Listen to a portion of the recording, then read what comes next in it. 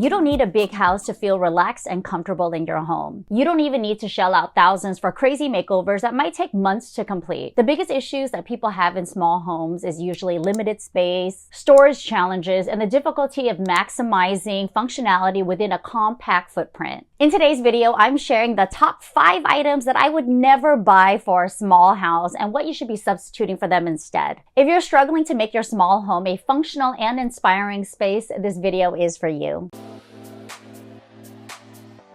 Hello everyone, I'm Julie, a formerly trained certified interior designer, and on this channel we love to dissect all things home and design. I've never desired to live in like a big old mansion. Aside from the fact that I can't afford a multi-million-dollar home, I just don't want to deal with the maintenance and the upkeep.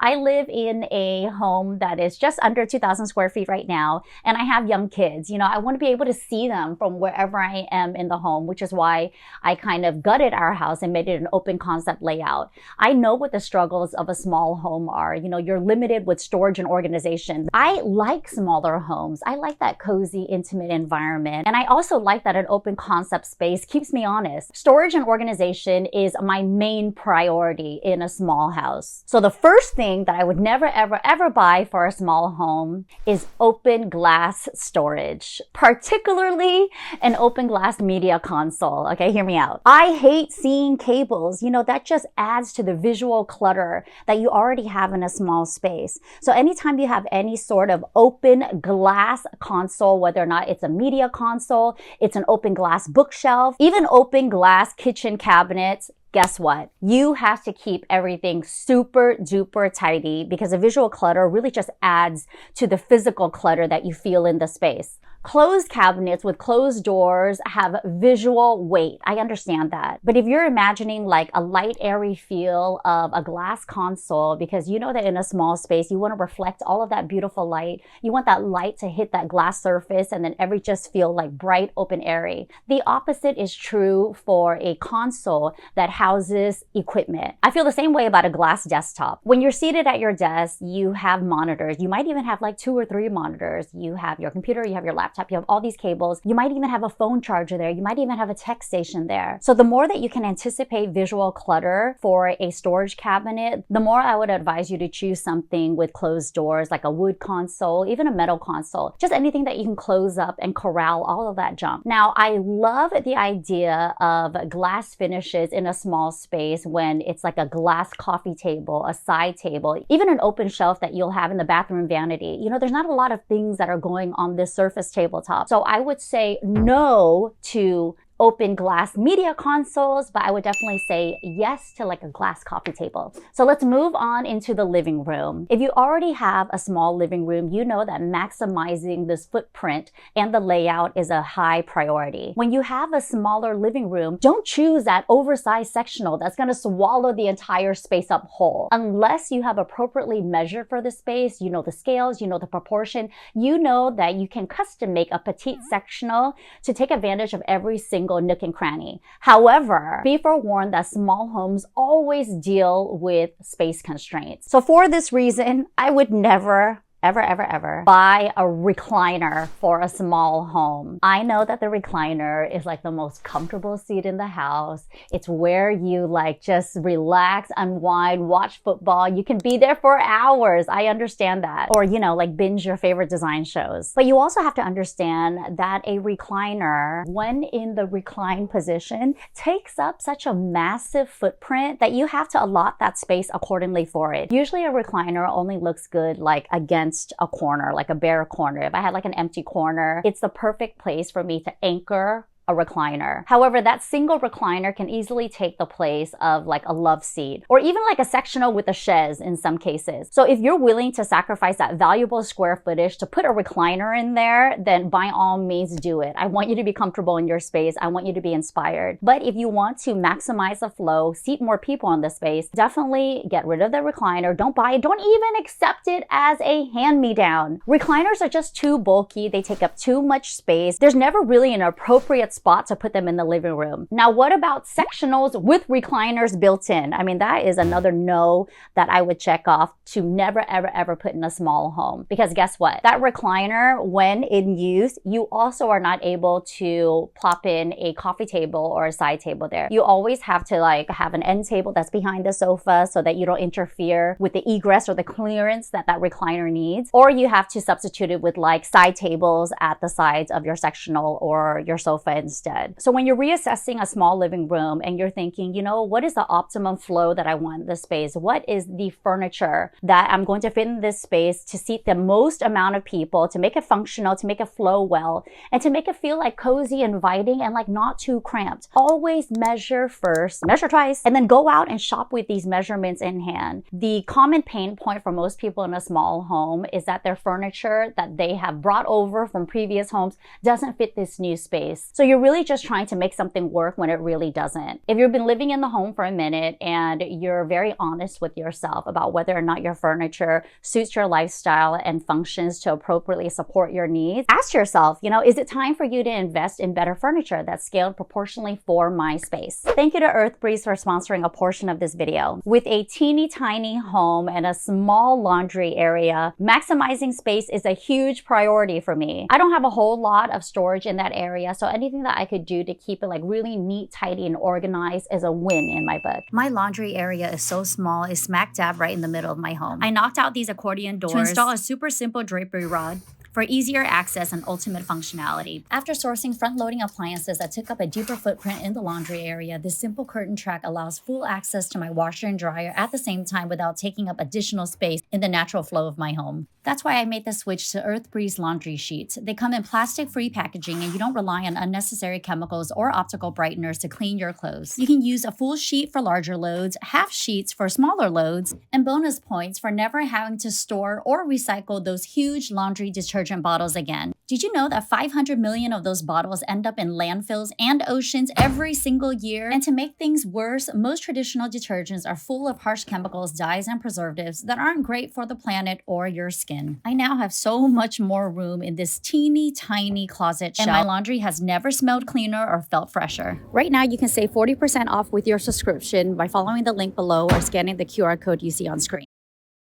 Another item that I would never ever buy for a small space is high back furniture. What does high back furniture mean? Look at the chair that I'm seated in now, okay? So this would be considered a low back chair, which means it sits and hits lower on my back than say a high back chair. A high back chair would typically either end and surpass my head or kind of like right here. It's more comfortable to lean back on. I absolutely understand that. But at the same time, high back furniture takes up a lot of visual space, especially when you have a mix of different levels of furniture. I think if you have a home that's compact in size and it also has low ceilings, always choose low back furniture, kind of like what I'm seated on right now. So if you're walking into a smaller living room, what low back furniture does is it kind of opens up the perspective of wherever you're standing. It kind of raises the height of the ceiling. It lowers the height of all of your furniture, and it doesn't create this break. Low back furniture just provides visual continuity. Nothing is blocking the view. Nothing's blocking the windows. This natural daylight is streaming through your home, and that's what you want. You know, you want the space to feel open, bright, airy, especially in a smaller home. Another tip for choosing furniture for your home, whether or not it's low back or high back, if you want the space to appear larger, choose tone-on-tone furniture. That just means that there's not a lot of visual contrast. If your walls are light, choose light colored furniture. If your walls are dark, choose dark colored furniture. Having very little visual contrast makes the walls recede, and it allows your eyes to travel around the whole room without any obstacles. So just remember that less contrast always makes the space feel larger. I know the viewers are gonna come at me. You guys always write in and say, you know what, but low back furniture is so uncomfortable. And that's not true at all. If you're choosing low back furniture, here's a designer's tip. make sure that the seat depth is deep. If it's deep, you're lounging. You're kind of leaning back against this low back furniture, and you even have the opportunity to lean your head back against the backrest or even plop a pillow there. The deeper the seat is, the more loungy it will feel. A good rule for seat depth to be like loungy furniture is usually around the 36 to 39 inch mark or more. 36 inches equates to about 90 centimeters. So if you're looking for a sofa, you're looking for a chair that's low back, always look for a seat depth that is around that 39 inch mark, which could be around 100 centimeters. It would be super comfy, super loungy, a lot less formal. So it's definitely more conducive to like a casual family type of environment. The next item that I would never ever buy for a small home is a small area rug.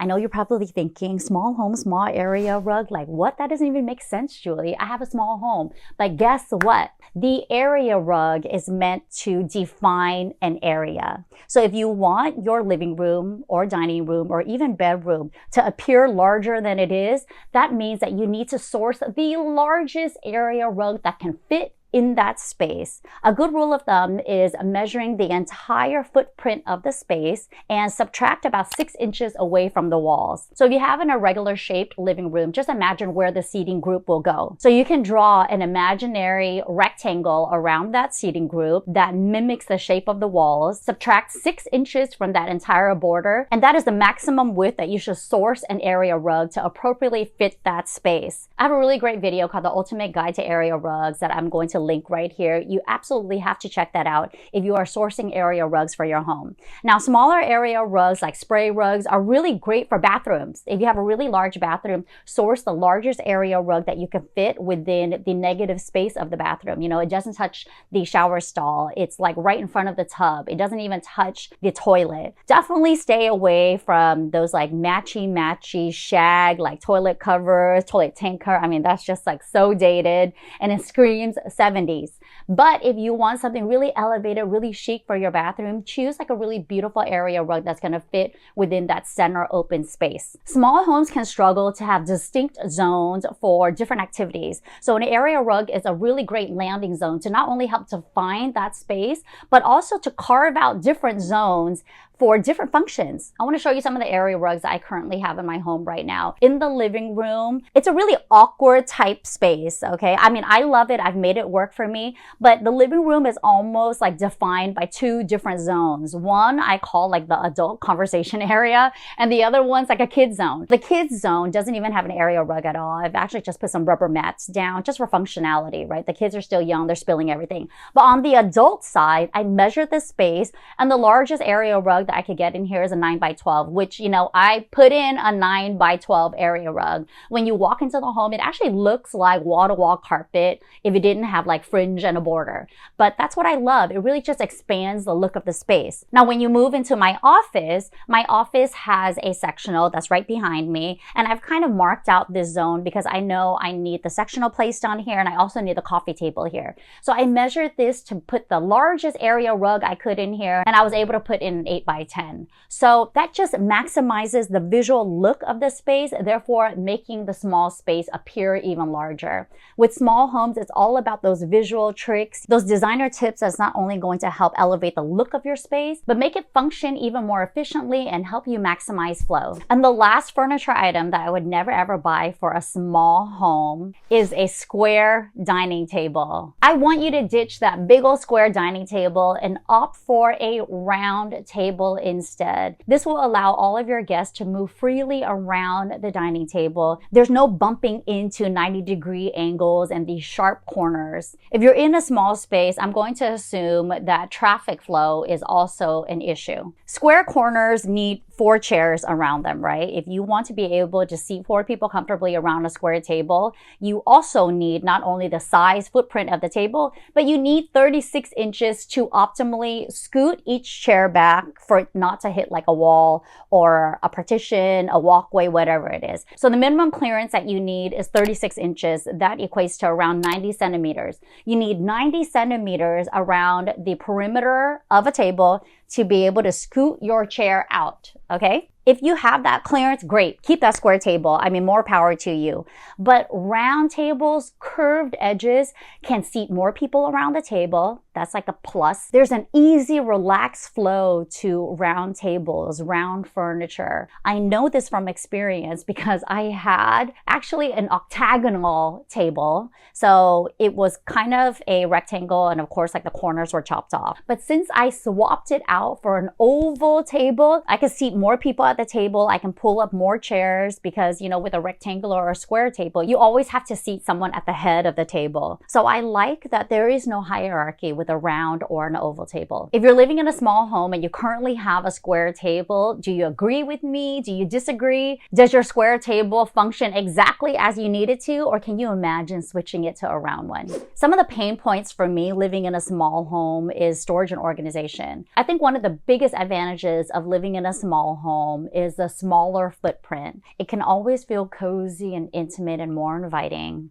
I just love looking to small homes to see all of the massive potential. As I was writing the script for this video, I just thought, you know what? I feel like there's just so many more things that I want to add and share with you. So I want to turn this video into a full-blown series, but I need your help. Small homes, especially old small homes, tend to have awkward yet amazing little pockets of space in odd places, which means this is your opportunity to get creative with your design and come up with cool solutions that would make people want that awkward little thing that once felt so challenging for you. Now it's evolved into this charming little detail that is so unique to you and your home. The goal of my channel has always been to provide you high design solutions without a high design price tag. I want you to embrace the odd. What issues are you currently having in your small space, and what can I do to help? I want to turn your specific inquiries into detailed videos and try something new. Once a video publishes, I read all of the comments. I'm usually on within the first 1 or 2 hours. Make sure you're subscribed to the channel and notified of new videos so that you can keep in contact with me.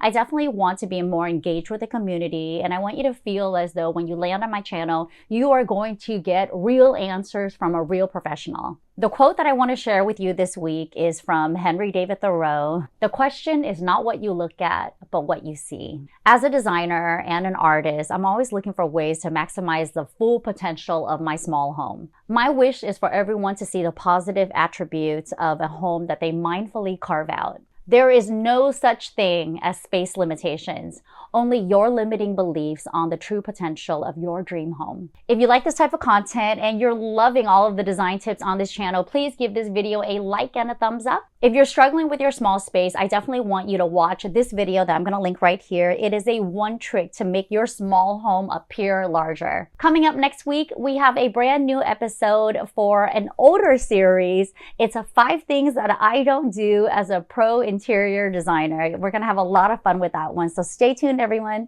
Thank you so much for watching. I'll see you next week.